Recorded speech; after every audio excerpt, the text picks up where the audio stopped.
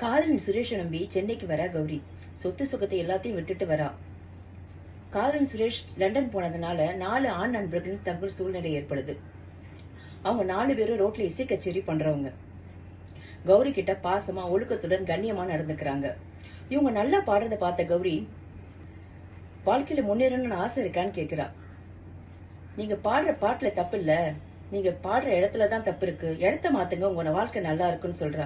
அது மட்டும் இல்லாம பெரிய பெரிய காம்படிஷன்ல உங்களுக்கு பாடுற வாய்ப்பு வாங்கி தரா கௌரி. லண்டன் போன சுரேஷ் திரும்பி வரான். வந்தவன கல்யாணத்துக்கு ஏற்பாடு பண்றான். கௌரி நண்பர்கிட்ட பேசுறது சுரேஷுக்கு சுத்தமா பிடிக்கவே இல்ல. சுரேஷ் அவங்கள அவாய்ட் பண்றான். அது மட்டும் இல்லாம கௌரிய சந்தேகப்பட்டு டாக்டர் கிட்ட செக்கப்புக்கு கூட்டிட்டு போறான். காம்படிஷனுக்கு கௌரியும் சுரேஷும் இன்வைட் பண்ண ஃப்ரெண்ட்ஸ் வராங்க. அவமானப்பட்டு தான் திரும்புறாங்க. உன்னையும் முழுசா நம்பின, நீ என்ன நம்பல. எனக்கு கொஞ்சம் கூட சம்பந்தம் இல்லாத அவங்க 4 பேரும் எந்த விதத்திலயும் என்ன தப்பா நடத்தல.